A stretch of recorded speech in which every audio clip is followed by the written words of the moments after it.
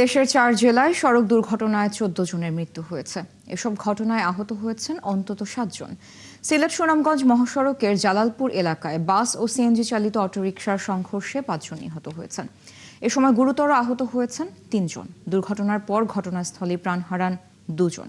আর আহত 3 জনকে সিলেট এমএজি ওসমানী হাসপাতালে নেওয়া হলে সেখানে তাদের মৃত্যু হয়। এছাড়া সদর উপজেলার নারায়ণপুর এলাকায় মারা গেছেন এক নারী। এদিকে ময়মনসিংহের মুক্তাগাছায় ট্রাকের সঙ্গে সিএনজি অটোরিকশার সংঘর্ষে ঘটনাস্থলে 3 জন সহ 4 জনের মৃত্যু হয়েছে।